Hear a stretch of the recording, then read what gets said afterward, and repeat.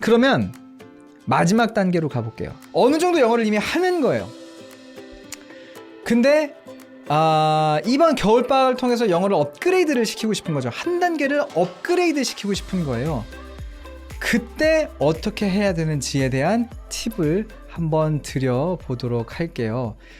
여러 가지로 생각할 수 있을 것 같아요. 뭐 초등학교 3학년, 4학년 아이들도 좋고요. 특히나 이제 예비 중학생, 5학년, 6학년 정도의 아이들은 또 이제 중학교 때를 바라봐야 되기 때문에 분명히 영어가 한 번 더 업그레이드가 돼야 될 때가 맞거든요.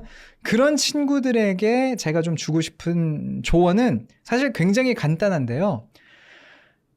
이런 말을 하는 게 조금 웃길 수 있지만 어쨌거나 학교를 다닐 때보다 방학 때가 조금 더 여유로운 때 아니겠습니까? 최소한서도 이제 시간을 내려면야 낼 수가 있는 때잖아요.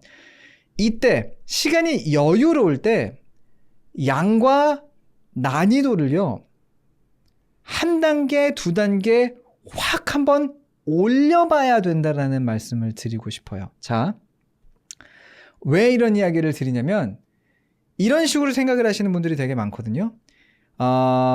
grade readers라고도 하고 뭐 여러 가지 이름으로 불리는데 우리가 읽게 되는 많은 원서들을 보면 이제 이렇게 레벨이 나뉘어져 있는 그런 책들이 되게 많아요. 그렇죠? 그리고 그냥 원서들도 보면은 뭐 AR 지수네, 렉사일 지수네 해서 그 각각의 책들에 대한 난이도를 어느 정도 우리가 감을 잡을 수 있게끔 어떤 그런 시스템들이 다 있다는 걸 보실 수가 있을 거예요. 근데 약간 이제 거기에 빠져버려서 레벨 1을 읽어야지만 레벨 2로 넘어가고 레벨 2를 읽어야지만 레벨 3로 넘어가고 이런 식으로 AR 지수도 여기서 2를 읽었으면 이제 뭐 3으로 넘어가고 3 읽었으니까 4로 넘어가고 4 읽었으니까 5로 넘어가고 이런 식으로 되게 단계적으로 차근차근 밟아 나가는 것만이 정도라고 생각을 하시는 분들이 굉장히 많으신데요. 근데 학습적으로 이야기를 해보자면 자, 차근차근 밟고서 올라가야 될 때도 있고요. 될 때도 있고 근데 지금 우리는 겨울방학을 얘기하고 있는 거잖아요.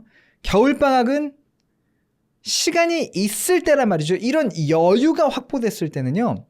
한두 단계를 넘어서 두세 단계도 좋으니까 훨씬 더 어려운 거에 한번 도전해보고 훨씬 더 내가 읽는 것보다 많은 양의 도전을 해보는 게 굉장히 큰 도움이 됩니다. 자, 이게 어떤 맥락이 되냐? 요렇게 생각을 해보시면 될 것 같아요. 제 로망이기도 한데 막 그 근육질 몸매 같은 거 사실 전혀 근육질이 아니에요. 전혀 근육질이 아닌데 운동하는 거는 뭐 좋아하거든요. 나름 자주 하기도 하고. 근데 그 근육이 커가는 어떤 그런 것에 대해서 제가 어쨌거나 그런 공부를 하는 걸 또 좋아하는 성격이다 보니까 공부를 좀 해보니까 이게 참 공부하는 거랑 되게 비슷한데 내가 2kg짜리 아령으로 들었으니까 이거 익숙해진 것 같으니까 그럼 3kg짜리로 들고 4kg짜리로 들고 이렇게 단계별로 성장하는 것보다 오히려 근육은요. 자, 2kg짜리로 어느 정도 익숙해지면 한 5kg짜리, 6kg짜리 빡 한번 들어보고 근데 좀 무겁네? 그럼 다시 2kg로 돌아와서 가다가 4kg로 가고 뭐 이런 식으로 그 resistance라 그러는데 이 저항을 왔다 갔다 해주는 게 근육이 훨씬 발달이 잘 돼요. 그리고 내가 똑같은 운동만 하는 게 아니라 이 운동 많이 했으면 조금 다르게 운동도 해보고 같은 근육도 다른 각도에서 여러 가지 방법으로 이렇게 다양하게 그 자극을 주는 게 훨씬 도움이 된단 말이죠. 그런 맥락에서 영어 실력도요.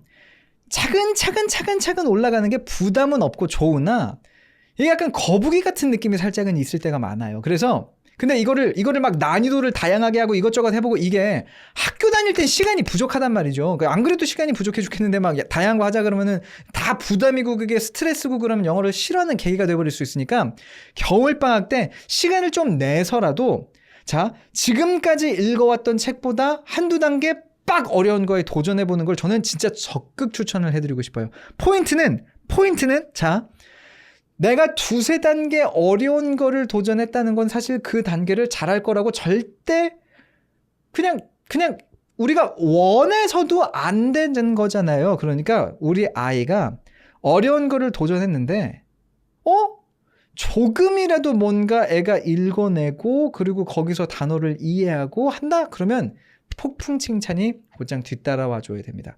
그리고는 자, 그 두세 단계 이제 뛰어오른 거에서 머무르라는 얘기도 아니에요. 시간이 있을 때 두세 단계 한번 뛰어서 하루 이틀도 좋고요. 한 권, 두 권도 좋고요. 2, 3주, 한 달도 좋으니까 그냥 그 레벨을 겪어보고 그리고 다시 원래 레벨로 내려오시면 돼요. 그러면 어떤 일이 생기냐? 많은 분들이 아마 공감을 하실 것 같은데 올라왔다가 내려오면요. 내가 원래 있던 이 레벨이 완전 다르게 느껴집니다. 내가 6kg짜리 아령을 들다가 2kg를 들으면 이거 엄청 가벼운데? 라는 느낌이 들게 되는 그 느낌을 아이들이 겪게 될 거라는 거예요. 어려운 영어, 그러니까 실질적인 영어에는 이런 것들이 있어를 경험을 시켜주시는 것만으로도 원래 레벨로 돌아왔을 때 내가 경험한 거랑 비교를 해서 보는 새로운 관점을 갖게 된다는 거예요. 웨이사이드 스쿨 지금 얘기 많이 해주시는데 이게 웨이사이드고요. 이게 웨이사이드 스쿨이고요. 이게 네이터 그레이트고 이게 플랫 스탠리 책이고 옆에 있는 거 막 다 가져와 봤어요. 어떤 느낌이냐면 요렇게 보시면 돼요. 네이터 그레이트의 첫 번째 책의 수준은 이 정도란 말이에요. 요거는 글밥 되게 많은 수준이고 실제로 처음에 가면요. 네이터 그레이트 첫 번째 막 페이지는 이 정도입니다. 한 페이지 두 페이지에 한 4-5줄 나오고 뭐 이 정도 이렇게 돼요. 그쵸? 이러다가 네이터 그레이트 12권쯤 가면은 사실 난이도가 같은 시리즈지만서도 난이도가 훨씬 더 높아져요. 그러니까 난이도라기보다는 양이 굉장히 많아져요. 얘가 제가 기억하는 게 맞으면 얘는 2000단어가 안 돼요. 근데 네이터 그레이트가 12권째가 되면 거의 4000단어 가까이, 그러니까 1.5배에서 2배 정도 양이 많아지는 걸로 제가 기억을 하고 있어요. 근데 어쨌거나 밥은 많아졌지만 난이도는 비슷비슷한 수준일 수밖에 없단 말이죠. 그럴 때 이런 챕터북 수준으로 살짝 건너뛰어 보는 거예요. 얘는 확실히 글밥이 다르잖아요. 그죠? 근데 포인트는 뭐냐? 얘도 재밌는 이야기라는 거죠. 앞에서 제가 굉장히 강조를 드린 것처럼 이야기 자체가 재밌고 그 이야기가 끌어주는 힘이 있기 때문에 자, 앞으로 우리가 계속해서 이걸 공부할 거라는 게 아니고 네이터 그레이트에 익숙해졌으면 그럼 또 비슷한 네이터 그레이트 수준의 책을 읽어서는 거기서는 새로 배울 만한 게 아무래도 적을 수밖에 없단 말이죠. 그러니까 한번 조금 높은 난이도로 떼어보는 거예요. 그러면 다시 네이터 그레이트로 돌아왔을 때 또는 네이터 그레이트의 비슷한 수준으로 돌아왔을 때 이 책이 훨씬 더 쉽게 느껴지고 이런 식으로 점프를 왔다 갔다 해주면 아이들이 내 영어가 늘었어 라는 게 막 손에 잡히듯이 느껴져요. 그러면 아이들이 영어 공부를 재밌어 하게 돼요. 이게 영어 공부가 재미없는 이유 중에 하나는요.